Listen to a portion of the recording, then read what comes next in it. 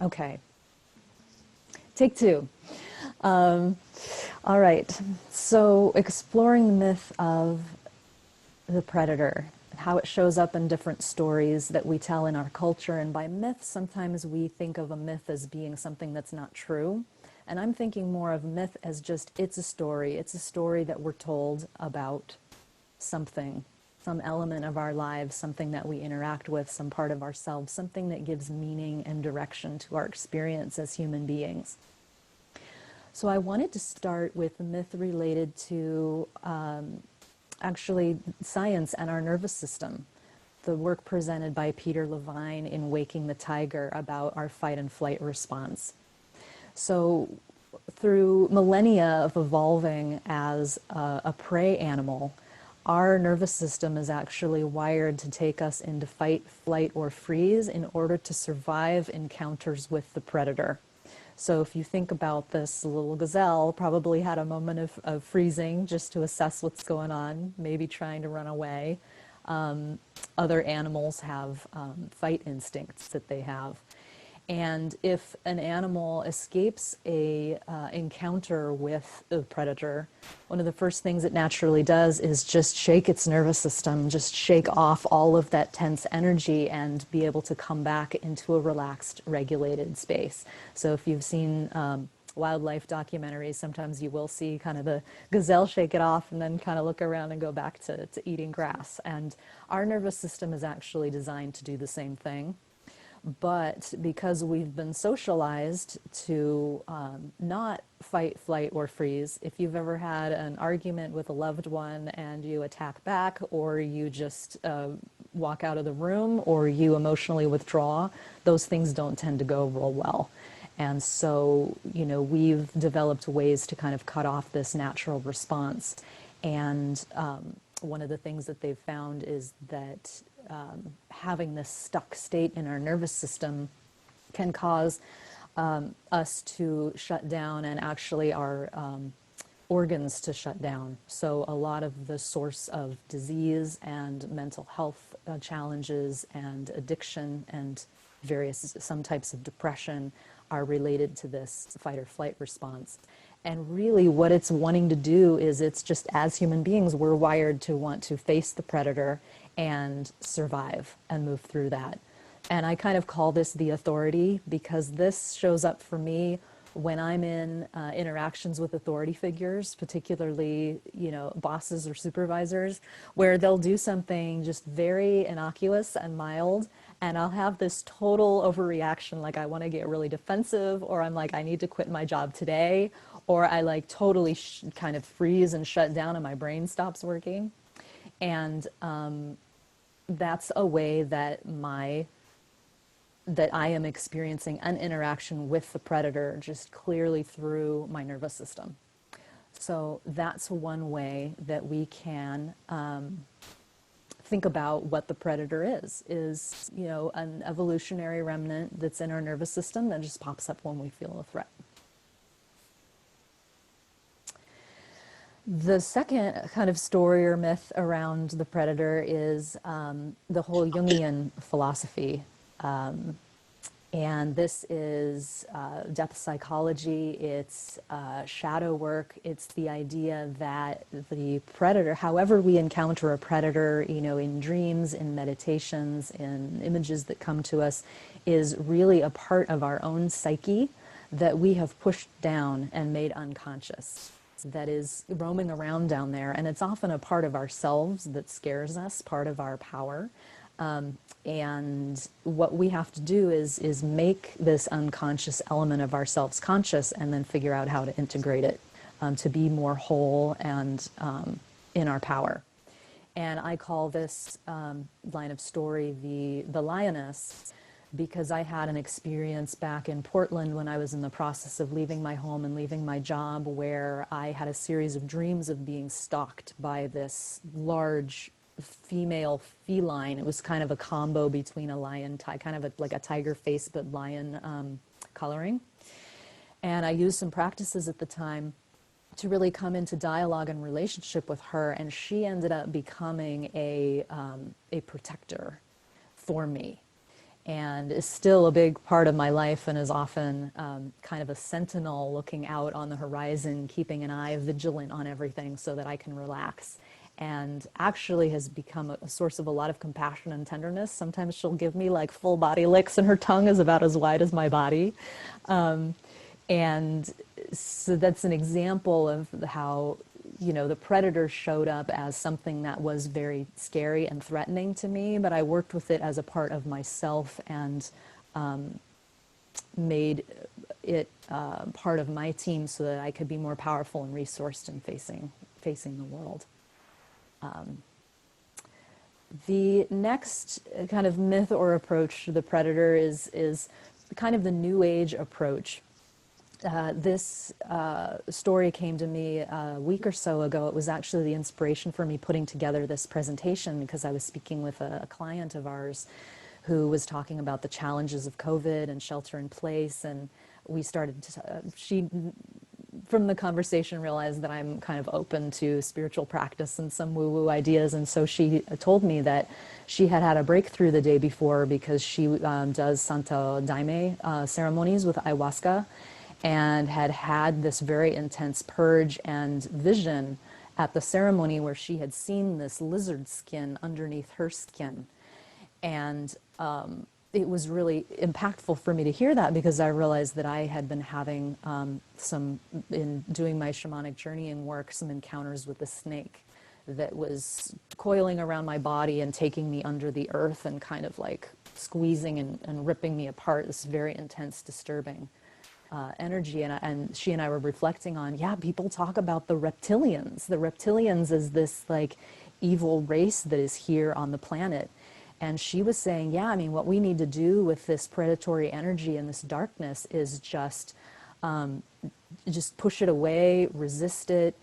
It's only going to predate on people who are vulnerable to it by feeding on despair and fear and greed. And what we need to do as a humanity right now is just really raise our vibration to starve this energy so that it will go bother another planet, and then we can kind of ascend and enter another age. And so this approach to the predator is that, you know, it's not a part of our bodies, it's not just a part of our psyches, it actually is a presence that is in the world right now, that we really need to do battle with and completely push away so that we can evolve. And the fourth thread that I've found, it's a little bit of a two-parter actually, it's got some juicy nuance to it, was brought originally by Clarissa Pinkola Estes in her work, in her book, A Women Who Run with the Wolves. And she really talks about, you know, there is this dark energy. It's not human, and it exists outside of us. And what we need to do is connect with our wild instincts and our inner resources in order to appropriately identify and defeat this energy. And she has a beautiful chapter in her book on Bluebeard where she pulls in some elements of the story that are often missing from the children's fairy tales and gives her take on it. And some of the key parts that stood out for me that were new in the way she tells the story is that Bluebeard originally is courting three sisters with lavish gifts and very charming, and the two older sisters are like, there is something not quite right about this guy. And the younger one is really kind of taken in by him and goes off and marries him. And, you know, as the familiar story goes, he decides to go off on a hunting trip and is like, you have access to the whole castle, go wherever you like, but don't go in this one room. So, of course, the first thing she does is go down in that room, see all of the dead bodies of all of his previous wives, and drops the keys in the blood and can't clean it off. So the second he comes home, he sees what she's done and goes after her and is going to chop off her head, and she kind of uses her cunning to buy some time, enough time for her brothers to come and storm the castle and take him out. And so what Clarissa Pinkola Estes says about this particular, what this myth teaches us about the predator is that we need to not be naive about the fact that there is this dark presence out there. Once we know that there is something terribly wrong. We can't deny what we know. It's going to be seen. It's going to be all over us. That knowledge makes us vulnerable. But we can use our cunning, and we can use resources of our allies in order to help us overcome. The last thread that I'll introduce you to think of it as kind of myth 4B, which builds on the idea that, you know, the predator is this, you know, external force, but it also kind of exists in complementary, in collaboration to support us in a way, is the work that Francis Weller has done around with mythology and grief work. And he really describes the predator as the archetypal energy of death. It's amoral, which means it's not good or bad, it's not evil, it just is, and it can't be destroyed. We can't ever cast it out, we can't ever defeat it. But it does play a vital role in our lives. It exists to prey, suffocate, and obstruct our efforts anytime we try to do something related to our gifts, related to our soul work. And through obstructing and creating these barriers for us, it helps activate our internal fire by making us fight for what really matters to us, and sometimes literally fighting for our lives. I think of this myth in terms of despair because of the way the predator has showed up in my life with the sacrifices that I've made in order to live a soulful life, and all of the barriers that I've faced, and the times that I get into a very dark and hopeless place of like, I've done everything and I can't make it. You know, I can get stuck in depression and addictive patterns where I realize that I am literally abdicating my will to live. You know, I am under the tooth and claw of the predator deciding, you know, choosing death in a way.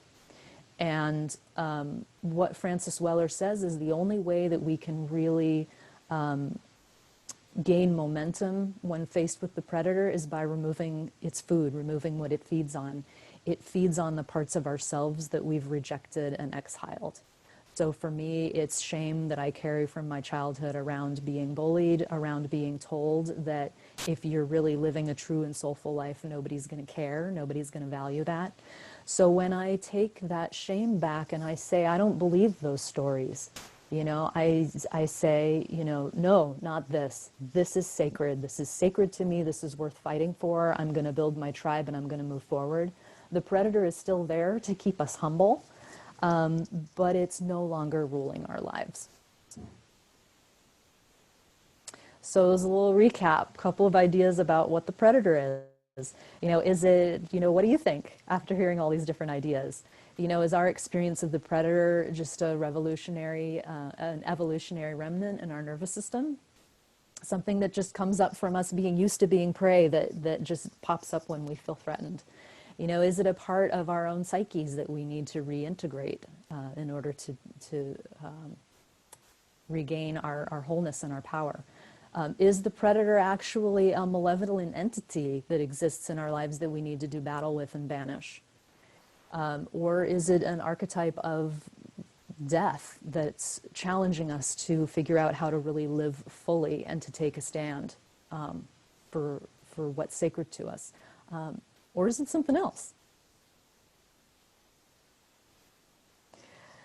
So I want to give you all an opportunity just to reflect if you want to write some notes. I know that was a lot of information to download. I could probably do a whole presentation on each of those. But yeah, if writing's helpful, if you just want to close your eyes and see what comes to you. And if you are feeling inspired to share, I usually love to give everybody time, but just because we've been so blessed with an abundance of folks today, we'll have time for 3 or 4 of you to do deeper shares. And so if you're interested in sharing, go ahead and pop into express interest in the chat, and I'll kind of go first come, first serve when you're ready.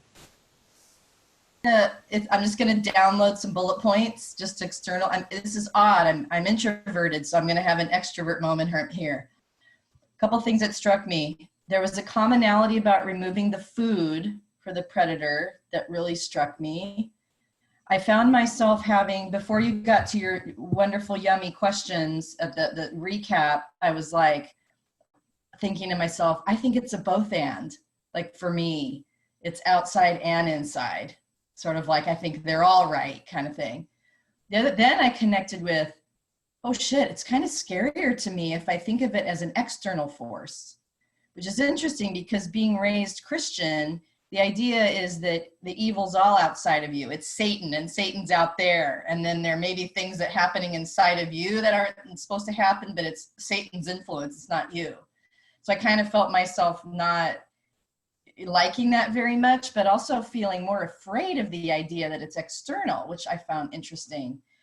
The idea of naivete, and I remember when I read Women Who Run with the Wolves, that Bluebeard story was so impactful, also from a female and a feminist perspective, but hearing it again in terms of the predator, one of the worst struggles I've had is not understanding that there is evil, however you want to define it, whatever it is, you know, kind of like we see the world through our own eyes, and really wanting to believe and believing that all things are good and there's all a reason and that people are, you know, well-intended has really harmed me in my life, especially as a younger woman. So some anger there around my culture not preparing me for real life.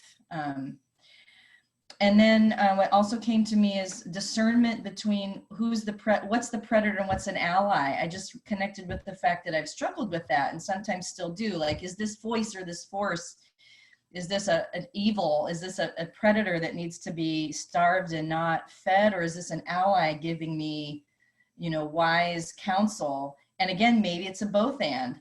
I love your talk about the lioness, and you know, I connected with, that's kind of how female kitties are. They're very kind of protective of the space, but they're also very quick to bite and scratch if something's not okay. So again, and you've got 30 seconds left. Yes, thanks. And threat and protector. And then I connected with, I think Nancy, you've seen this, but the Cecile Carré cards around about fear. I just made these cards last night, and it connected with me too in terms of every day trying to watch and embrace my fear until it disappears completely. And so just appreciating that and being more curious.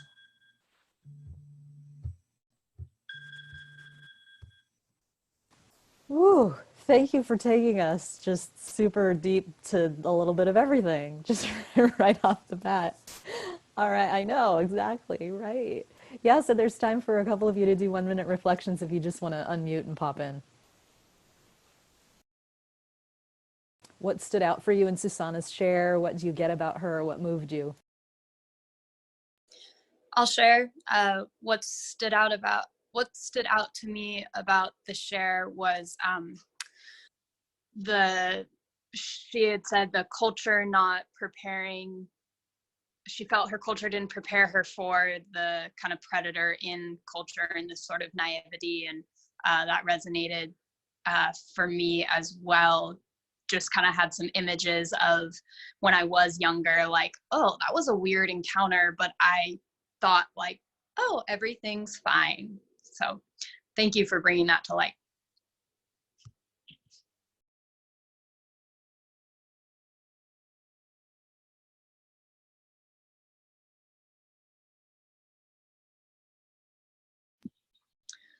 I just appreciated your enthusiasm and your really engaged in it and really taking it to heart and wrestling with it. And the main thing that I related with was, or identified with, was the external and internal both.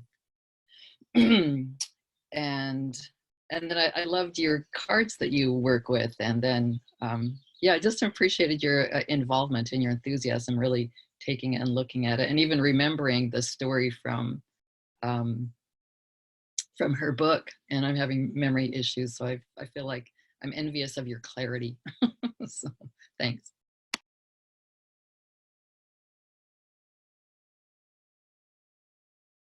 I can share a bit about your share, Susanna. Do we still have time for reflection shares? Yeah, go ahead. And you're a little quiet, so you might want to turn up. Do something about that. So what stood out most to me is the piece about Satan and growing up Catholic, and it just is pretty resonant to me right now as I continue to dive into the archetypes of the tarot, and like the devil is one of them, and right now on a personal front, I am starting to tune in to the good versus evil narrative, and what it would be like to dissolve that narrative in a way that is like taking it inside to resolve it, and not resolve it, but like marry the opposites in a way. So it just, as you brought up the Catholic religion, like I'm in a reconciliation with that whole domain in my own psyche. So it just like really brought up some passionate feelings for me to hear you speak to that. Yeah. Thanks, Leela. Yeah. Yeah, I mean, ditto what everybody said, Susanna, but something that stood out for me that that was definitely that, how do we discern? How do we discern if this is a predator or an ally? You know, and coming back to a couple of folks have kind of echoed the question around Bluebeard. You know, I mean, he seemed to be an ally. He was this great guy, right? He was so charming in this beautiful house, and isn't that what every young woman in the fairy tales needs? And then not, you know? So it's a beautiful question that you're inviting me to carry in terms of how do I discern? And then if I realize I made the wrong choice, what do I do then? What do I do with that new information? And then what belief do I then have about myself? Am I going to question my instincts and my intuition? You know, did I really make a mistake? Is there anything to learn from this? Or do I really just need to accept that sometimes you're going to get chomped? And how can I still continue to engage in the world when that's a real possibility? Yeah. It makes the world much more wild, for sure. And sometimes predators become allies and allies become predators. Okay, so we had, I had down that Sydney and Stephen were both very interested in sharing. Yeah? Who'd like to go first? You gonna do virtual rock, paper, scissors? Stephen can go if he wants to. Okay. I mean, I'd prefer that, but that's... Okay. Yeah, I'm down with sharing next. All right, it's all yours. Oh yeah, I listen to those and notice which ones more resonate with me, and it was definitely the ones that didn't externalize the predator. It was more about an internal,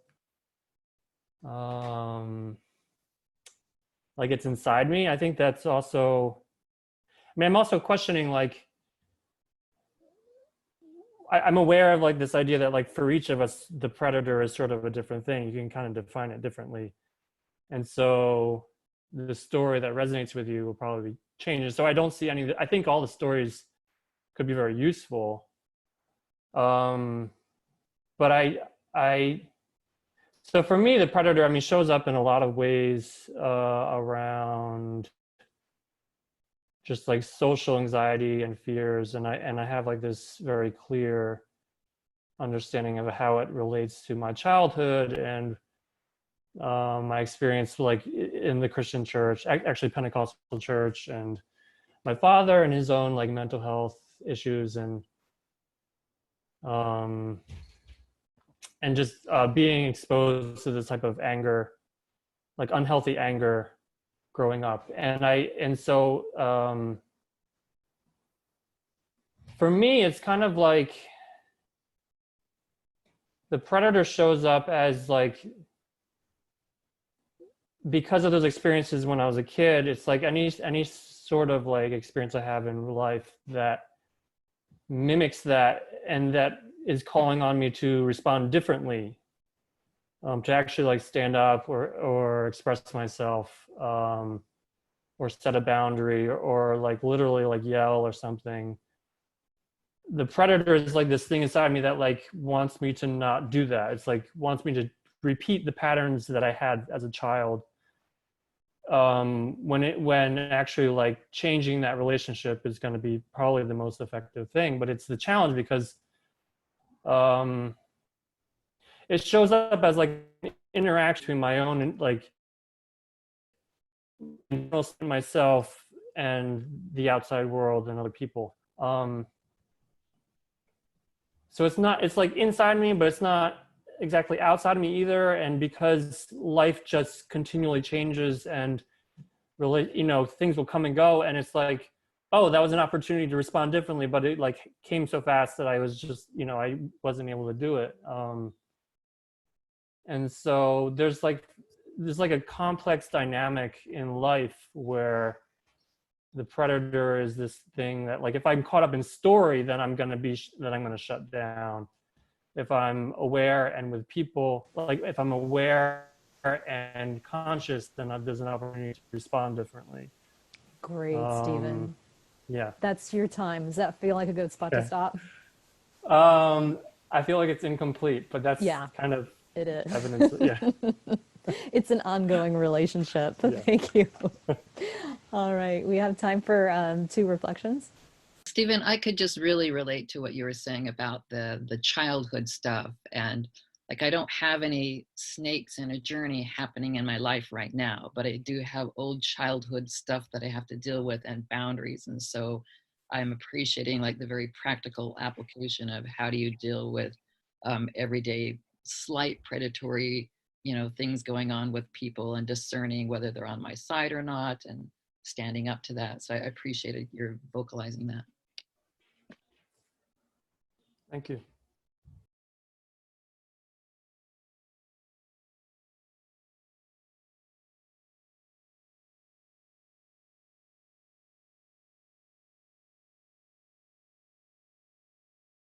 This is Susanna. Stephen, you didn't use these words. And what came to me was just what felt like a beautiful journey to figure out your masculinity. Again, my words, not yours, but watching your papa and then your own, and trying to figure out anger and how to show up and have healthy boundaries without being an a-hole and all of that. And I just think that's so beautiful. And I know that's a struggle for all people, but especially people in male bodies. So thank you for sharing that.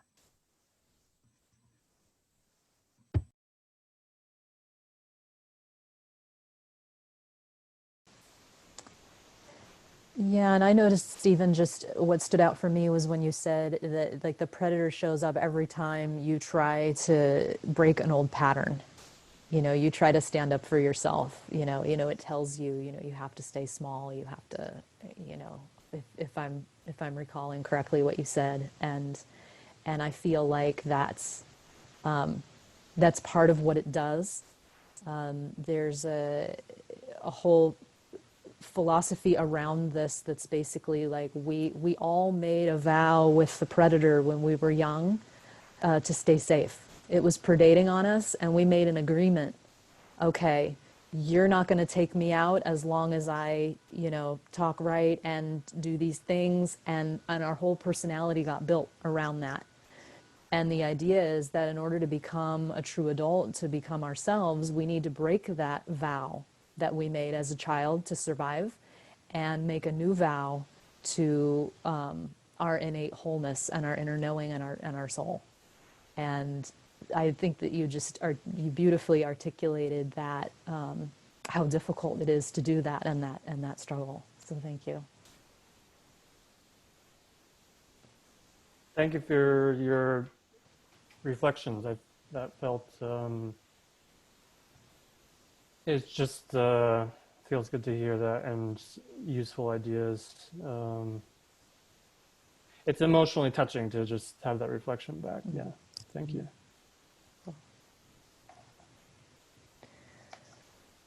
All right, I have Sydney and Gina down for sharing next. I'm happy to go. Okay, great. Yeah, so gosh, so much here, but like one of the things I'm thinking about is like generational trauma. So there's lots of traumas in this system of mine that I have to deal with, and it feels almost like predatory because it makes me do destructive things to myself. So it's just an always navigating this type of thing. And then kind of what Stephen was talking about, or other people too, is just daily like relationships. Like I had befriended this woman for 1.5 years and she broke up with me based on something that didn't even make sense, and didn't even have a conversation with me about it. It was over texting, and she presumed some things, and it was like, wow, you know. So I don't know, I just I've dabbled in a nonviolent communication, and I like really clear communicating. And I just have to kind of keep coming up with boundaries with people and be willing to let people go that aren't good for me, or willing to hold similar boundaries. In terms of external, it's easy for me to think of it like I don't know about snakes or monsters or things like that, but I do know that, like, I've been watching this vaccination documentary, and there's a lot of corporate greed that harms people and harms children. And I even have to navigate with the medical system that I don't always know whether they're on my side or they're just trying to do the prescriptive thing. I have to pay extra money for naturopaths and such. And I just think our medical system has a corruptness in it. And so I feel like I'm kind of this little girl battling the medical Goliath monster sometimes. Let me see, let me slow down here. And then, yeah, I could definitely relate to the Peter Levine, the nervous system and everything. And I had some really good experiences in that trauma training of my body shaking naturally. And just when you get really resourced and somebody is with you, it allows that stuff to come up to the fore. And I've even wanted to get more committed to a technique called trauma release, where you do these leg exercises, lay down and let your body shake to let that come out. So it's a good way to deal with that energy. Yeah, and I think it's just like in my little life, it's always deciding who's for me and on my team and who's not, and being selective, and then not letting these wounds, you know, hold me back from making the connections and the more soulful life that I'd like to have. So I think that's about all I have there. Probably some other stuff. That's it. Great. Any impact shares?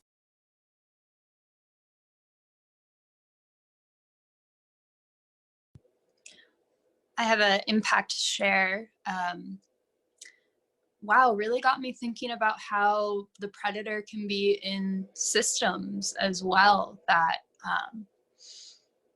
you know, I just hadn't thought of it that way, and that struck something new in me. And to hear your experience of navigating healthcare and how you maybe are encountering the predator archetype in that whole system is very intriguing.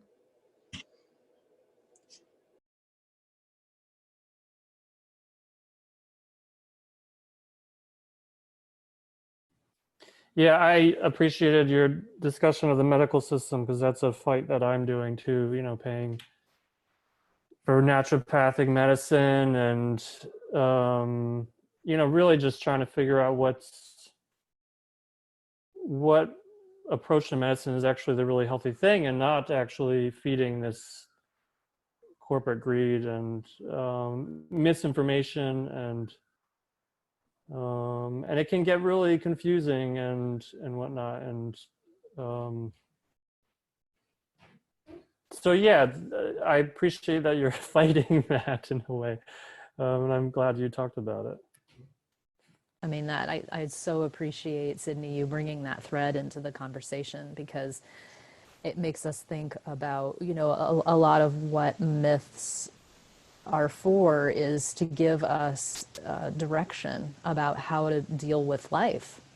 And when I'm noticing that as this conversation is inviting me to look more broadly at what the predator is, it's also making me realize, like, how am I in right relationship with the predator? Because the way that I interact with the predator, the way it shows up in terms of the,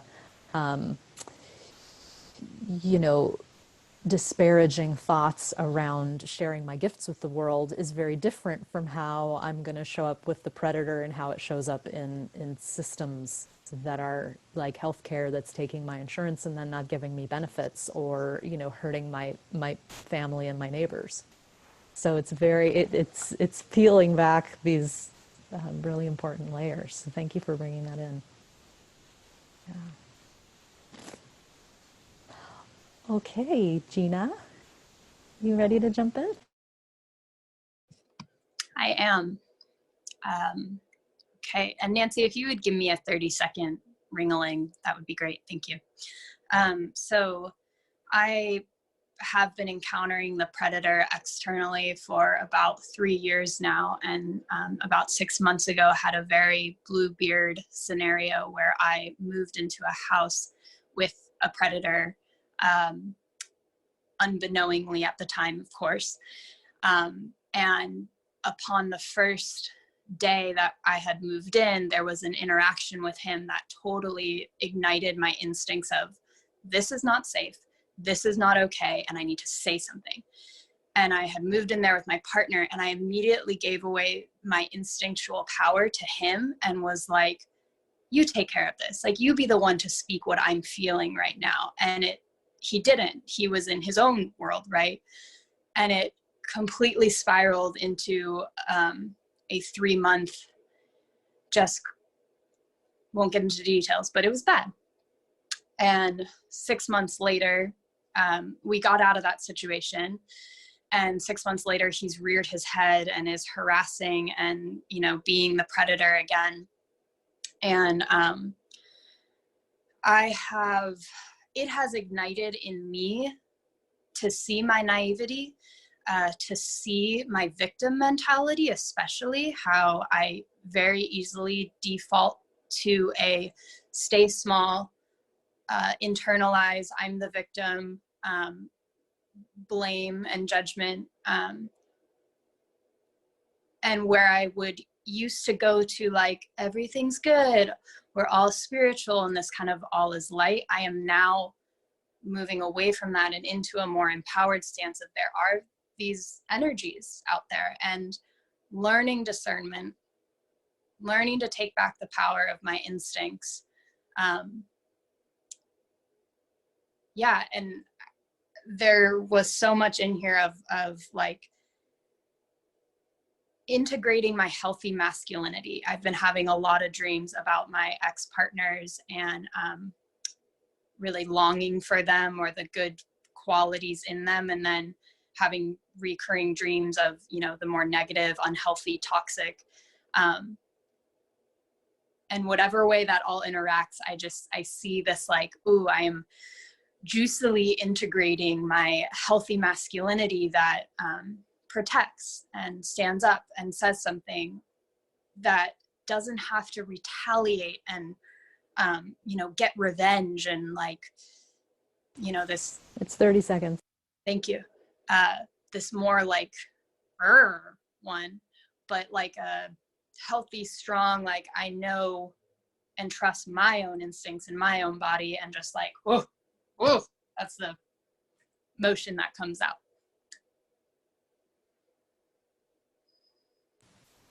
Whew, I was seeing lots of head nodding and jazz hands for that. I can only see you, Nancy, because I'm on my phone, so I'm glad to hear that. Yes, definitely. That landed for quite a few of us. Really relate to that, Gina. That's been a lifelong thing of mine in dealing with male-female relationships or relationships in general, is just a good, clean no. And I realized that the people that I trust the most, like women friends, have really good no's, because then I trust their yes. And I know they're not going to come around and blame me later along. So it's been my lifelong mission to speak up and have a clear no. So I appreciate that you're doing that. I know it's a struggle. Despite what I said earlier about Christianity, I just want to give a big rousing amen to all of that. And what really sparked for me, Gina, was the not all is light, integrating healthy masculinity. I almost think it's probably the best way to grow up is to grow up a little bit naive and then like kind of realize the way things are as opposed to the other way around. I think the other way around might be a harder way to grow up. I'm not sure. I don't know. Jury's out on that. But one of the best descriptions I ever heard of being an adult that was expressed to me by someone close to me was integrating both your archetypal mother and your archetypal father. That sometimes, you know, you need to learn how to soothe and nurture and woo on yourself, and also learn to bring out the baseball bat and bash in someone's windshield. Not necessarily physically, but sometimes that's what needs to be done to something that's harming us or disturbing us. And growing out of that victim mentality, I'm with you, sister. Getting better, still doing it.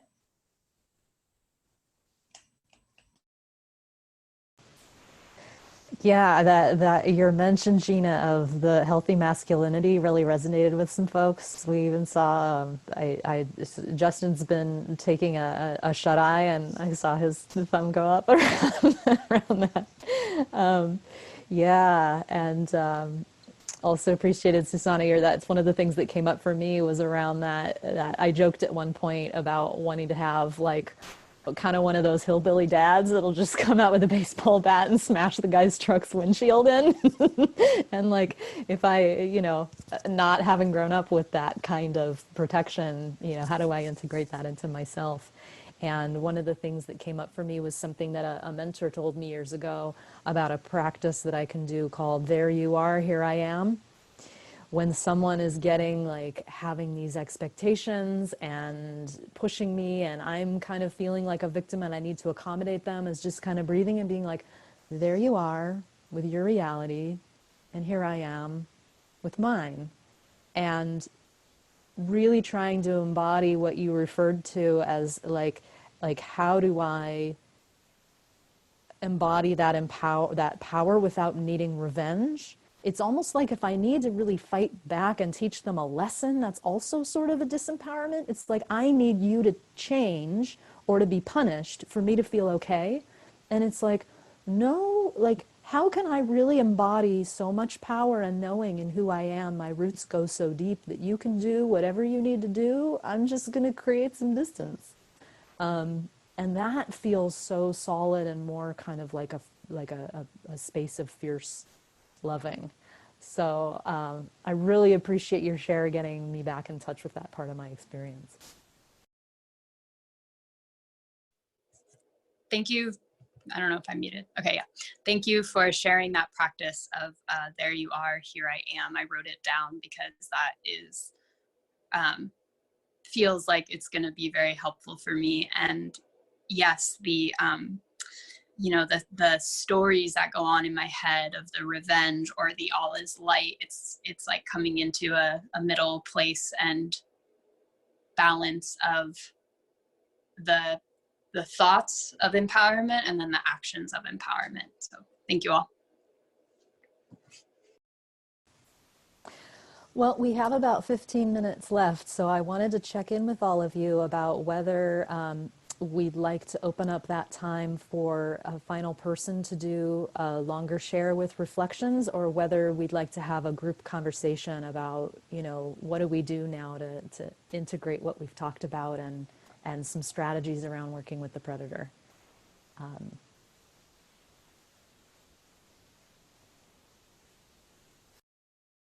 Myself, I like the idea more of a group discussion or popcorn style something. Okay, I get another vote for that as well. Group and integrate. Okay, great. I know Leela was the one who had expressed some interest in sharing, but then she also got her cacao emergencies and is saying yum. So I think maybe you're, Leela. I'm assuming you're okay with the group discussion would be all right. Okay, you're okay not sharing. Awesome. Okay, yeah, everybody go ahead and unmute. And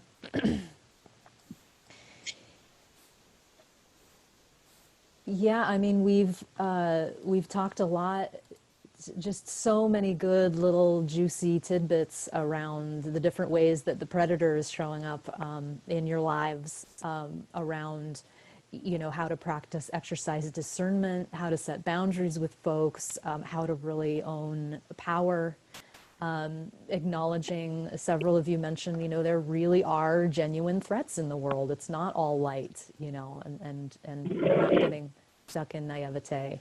So I totally, this, you can share your thoughts about what do we do now to work with the predator. I also have, you know, some recommendations from some of the studies that I've done and some people that I mentioned during the presentation. What would be helpful for you guys? I would love to hear some of the recommendations that you have, Nancy, because I know you're probably sitting on a gold mine. And one of the things definitely that Clarissa Pinkola Estes talks about that we've touched on is, you know, really tapping into our wild instincts. You know, if our spidey senses go off that something is not right with a person or a situation or some way that we're talking to ourselves, if we're really getting into a negative, disempowered spiral, this is something that we need to pay attention to and get some support around.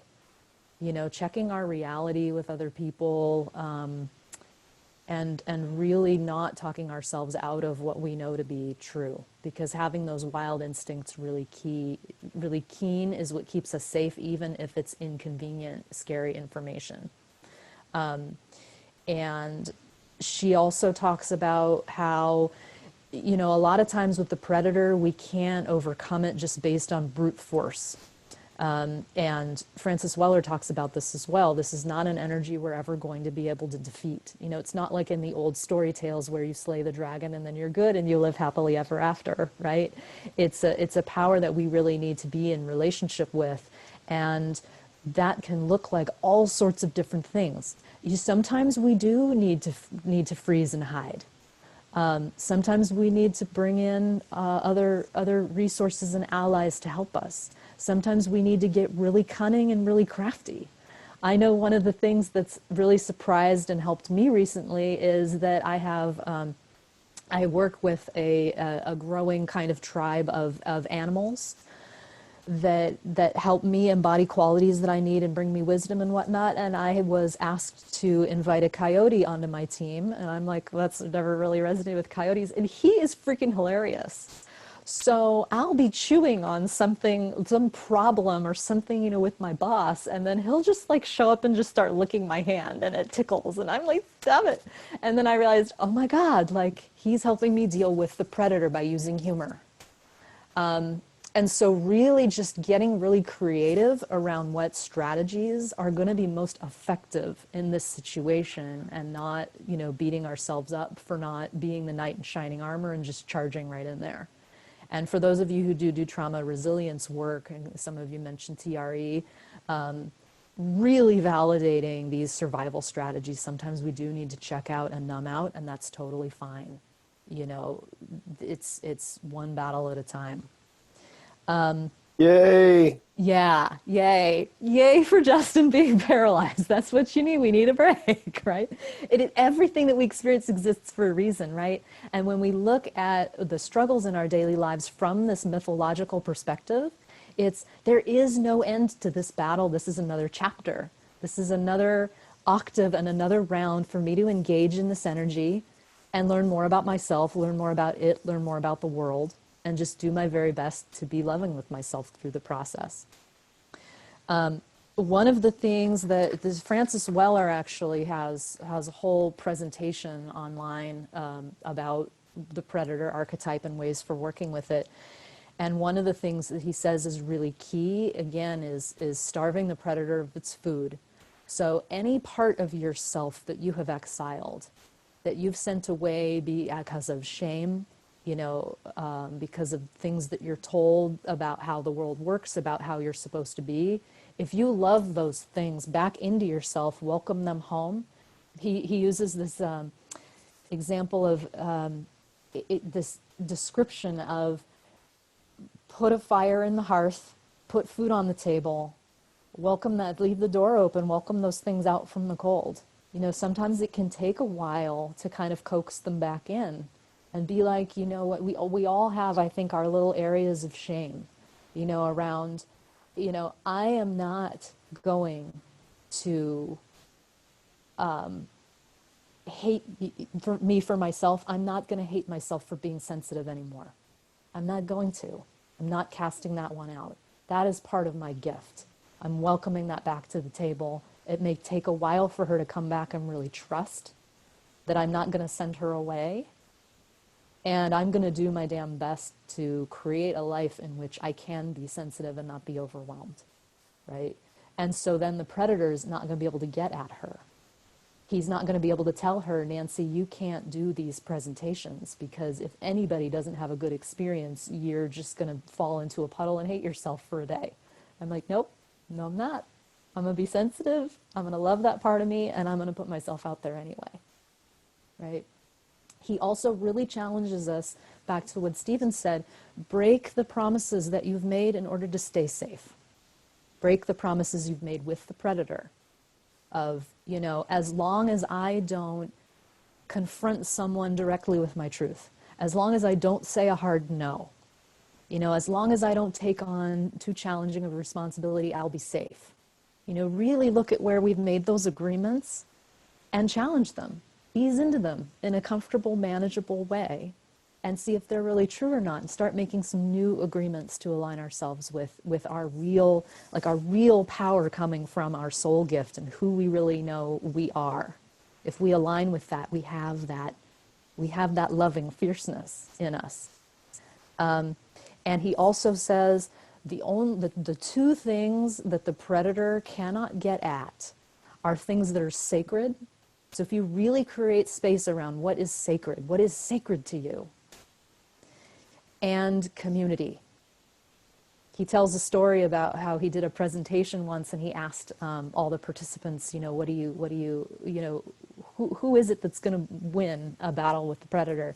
And one young man rose his hands and he says, the one with the most friends. And he was just so tickled by that. He was like, yep, he totally got it, right? And so there is no shame in calling somebody up and saying, tell me why I'm important. Tell me what value I have for you. Tell me that my life is worth fighting for. And that really moves me, because I have had complete moments of giving up.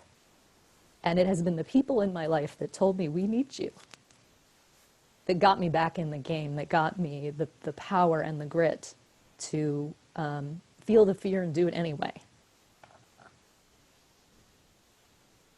So that's the end of my ideas. So what all lands for you all in that? Is there something you want to try? Is there something you want to learn a little bit more about? What's most helpful for you? I have to go, you guys, but I wanted to say goodbye. I really enjoyed this. Aww, Thanks a lot. Thanks so much, Sydney. Bye-bye. Shout from Berlin. Oh, that's The internet is shit. Oh, no, that's better, whatever you did. Is it okay if I ask you to expand on something that you mentioned? Like, I guess I want to hear more about your practice with the coyote, because as you said that, I felt like a lot of tenderness, and like almost felt like tears well up in my throat. Yeah. Like relational, systematic relational piece with an entity or an animal, or like helping protect you. I would love to tell you all about that. And in the interest of time, what I do want to share is that everyone, like I do one-on-one personal sessions where we can dive into mythology, imagery, all of that, what it means for you. And so I would be happy to offer you one of those where we can use the time however you like. I can share my experience. We can do some practices to help you get in touch with that, if that would be helpful. Cool. Yeah, because it's definitely more than just a 20-second answer. And if that's something that was moving for you, yeah, and if that's something that was moving for you that you're wanting, there's very likely something in there in you that's wanting to connect with you, and we can help meet who that is. Yeah, yeah, okay.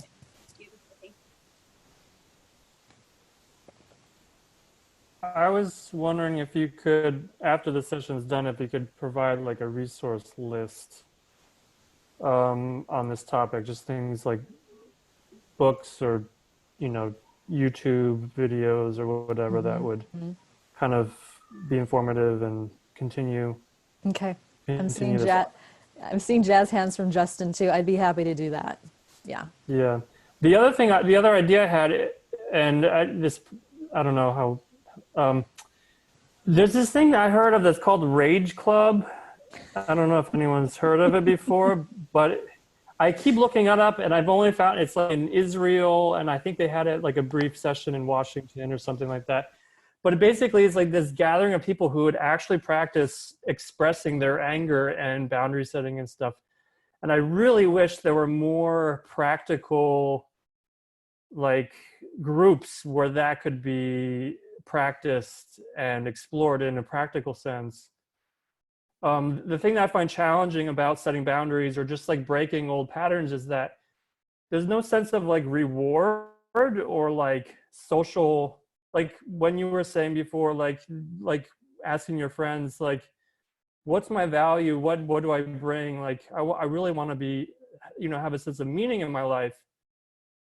Breaking old patterns is really hard because it just feels like there's like a sense of like internal punishment and not any sort of like reward, like something that feeds me, that like reinforces like the new pattern. So I really just wish there was something out there like where this could be practiced. Like fighting the predator could be like at a practical like exercise that could be done rather than just having it as a story. Yeah, I mean, I think it would be amazing to have a group like that. You know, I know that I've been to self-defense trainings for women that have been, I mean, like you draw a chalk outline of a dude on like a pad and then you scream no and you punch and kick the crap out of it. Like that's freaking amazing, right?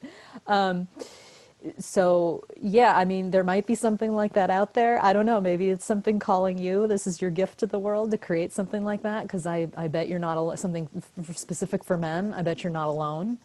And what we'll say, and I see Suze's hand is raised, and what I'll say before passing this on is that, like for me, you mentioned several times feeling like you don't get a reward for the boundary setting. And for me, I feel like I get a huge reward every time I set boundaries because it deepens my connection and love with myself. And so as I do practices to connect with myself and give myself compassion, and then that gives me the courage to set an external boundary, I get a huge kickback from that of like, yes, you loved me so hard, you did that super scary thing for me. And I find my self-compassion exercises so much easier for the next few days. And so again, you know, if you want to do a personal session with me, we could definitely dig into how to start building that relationship with yourself as you're also looking at the external supports. Can I share? Yeah. Thank you. And Sue's had her hand up first. Do you mind if she goes first? Oh yeah, no problem. Thanks. Thanks, Nancy. Just really quick, Steve. Nancy, you read my mind. And what I was just Googling on my phone. There's an amazing organization, Stephen, called Impact. And they actually started in the Bay Area, and there's an Impact Bay Area. And going through their full physical contact self-defense training changed my life, got me out of a toxic marriage, changed my ability to say no, set boundaries, very visceral.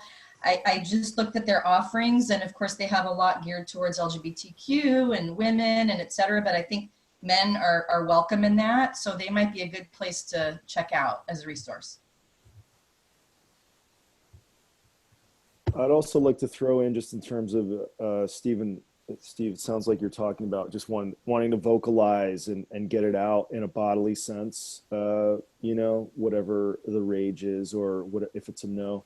Just loosely, core energetics, bioenergetics, I think works a lot with that. Just it's something to just maybe click around on. And then what was it? Sorry, what was the name? Something core energetics. Core energetics. Okay. And bioenergetics, they're very similar. One started the other, kind of a thing. And then also too, I just want to say, as a red-blooded, you know, hetero cisgendered guy, I have been a predator for sure in my past, and I don't know if this helps or hurts, but it just comes straight out of my trauma and my wounding, and just not getting seen, heard, nurtured in a very deep way at such an early age, pre-verbal.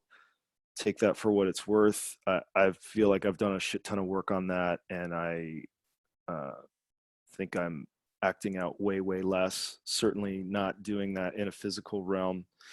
The other thing I wanted to say too is that I was recently with someone who was very prone to people pleasing, kind of milquetoast, somewhat younger. And, you know, I sort of invited her to really tell me what's going on. And she shared some of the stuff that she didn't like about me in our past exchanges. And it was the first time that she got real with me. And like, it just totally was like sexy to me. Like, it was attractive. It was like, oh, this is the real you. This is, again, about the real no. Who said, if I know your no, I can trust your yes. So just wanted to share that. All right, so boundaries are sexy. There's a kickback for doing it. Oh, I wish we could keep going. I know we've already gone a little bit over time, and I want to respect the rest of everybody's days. So in terms of next steps, yes, I'm definitely going to put together a resource list of some of the things that went into my presentation, and also the resources you all just mentioned to each other. So great. I feel like this is just the tip of the iceberg. I'm going to have this recording if you guys want to refer back to it. And I didn't see notes from anybody in the chat that they're not comfortable being included. So if you do want to be edited out, let me know. Otherwise, I'll keep the full thing, because it was super juicy, just as promised. Again, I'll do personal sessions with you guys, work on any aspect of imagery, myth, connection to self, whatever's juicy and up for you. And I also, just to feed the collective fire, invite a contribution of $5 to $25 for today via Venmo or PayPal. Would definitely give me the encouragement that I need to counter the predator and say, yes, this has value, keep doing it, love it. And I'm going to go ahead and put my Venmo tag in the chat, just to make it super easy for you guys. I also have PayPal, but apparently it's still under my old married name, which I hate, and I have to give them documents to change my name. But if you just search Nancy Alder, it should pop up. And then, just by way of closing, I invite you guys just do a quick round of gratitudes of what you're grateful for receiving today from the presentation, from the group, from yourself. And I'll start out by saying, this was such a big, juicy topic, and I did not sleep well because I was so freaking nervous excited. And when I saw all of the people, I'm like, oh my God, you invited everyone to come and they came, and now what are you gonna do about it? And I am so grateful for the community support I've been getting, the work that I've done with myself, that I can show up and share this stuff that's so close to my heart. And, you know, the predator's definitely at my heels, but it's not stopping me. And you guys brought so much heart and insight and vulnerability, and it just makes me want to dig into this more deeply. So thank you. I'll share gratitude. Even though I was, sort of slept through a lot of this, I really felt like I was like it was the community part. I felt like I was in the den with everyone talking and just sort of nodding off like the uncle in the lazy boy chair. And I really got a lot of sort of energetic support from you guys. And this happens often happens to me, even in real life groups. And so I think I got a little bit of, sometimes I even sleep and I got something. I got care and community, even though I was silent and sort of nodding off. So thank you.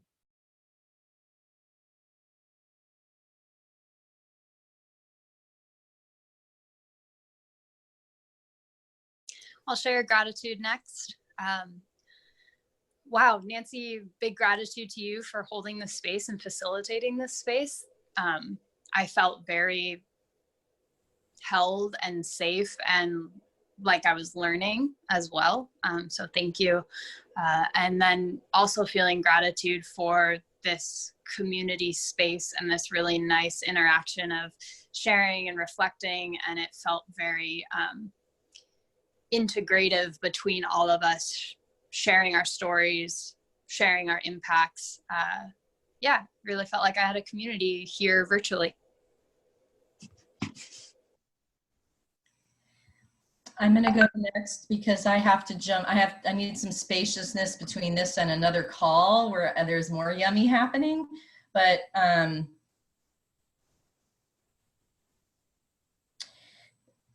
thank you, Nancy, for not giving up and tending that ember and serving all of us and even more people than are on this call. It truly is remarkable and so needed right now.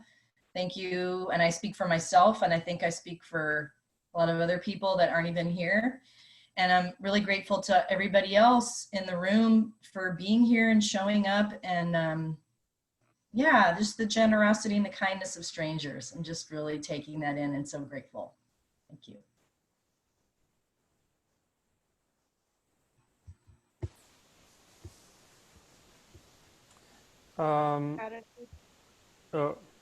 Or not. You want to go? Yeah, sure. Okay. Thank you. Yeah, Nancy, I want to extend my deepest gratitude to you, just for continuing to poke me to come, and just kind of like it makes me feel really known. Just I feel known in the sense that, yeah, you knew that I would feel included here, and I'm just really happy with the level of depth that we've touched on some of my personal themes right now and the collective themes, and I'm really grateful for this sense of community. And yeah, I'm actually quite surprised and grateful about the sense of community that's emerging out of this like global emergency as well. There's like little clusters of beauty happening, and so I bow to that.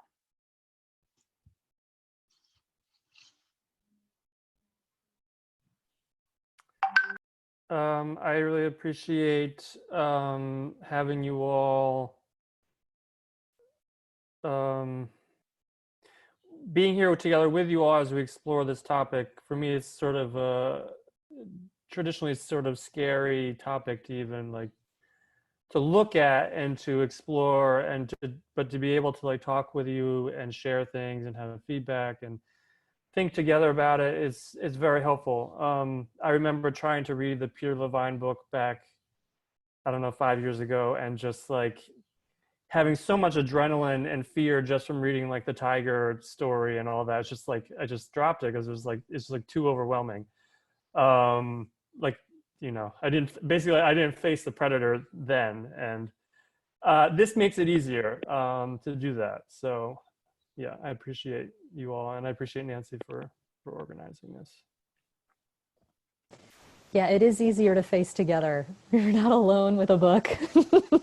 Yeah, I get it. So thanks for all of this. This is Les.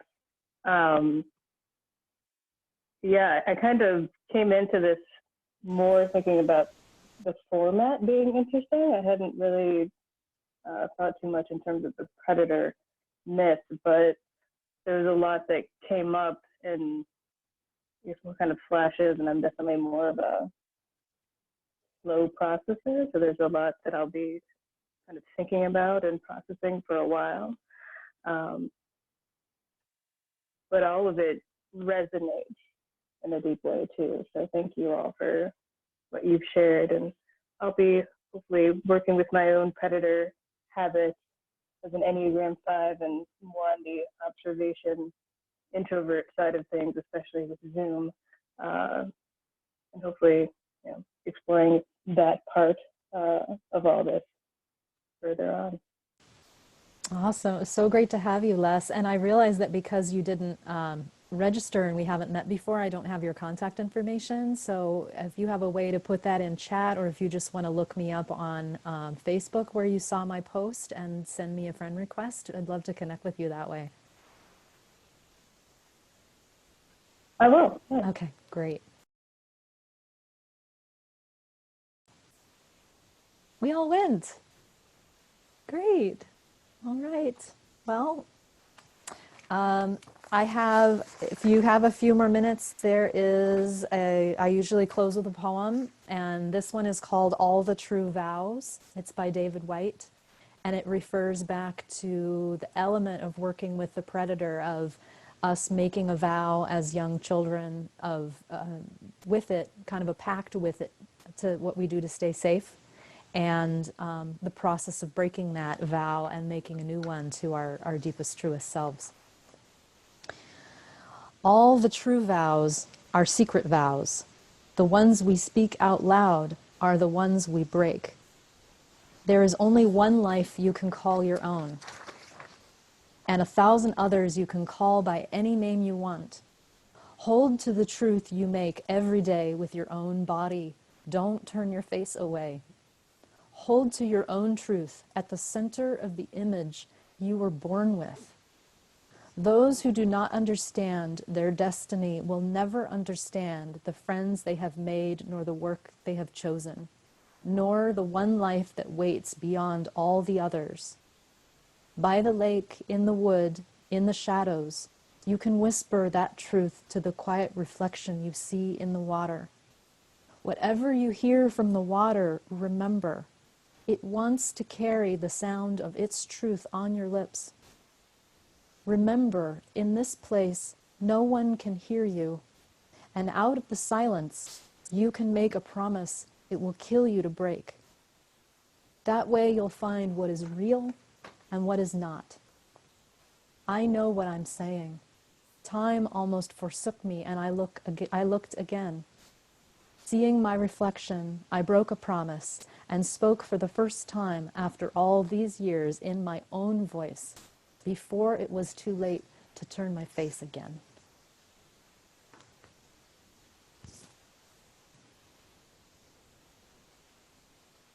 Thank you so much for joining me all today, and this hearth will be here for you again if you grow weary and need to be warmed and welcomed. Have a beautiful day.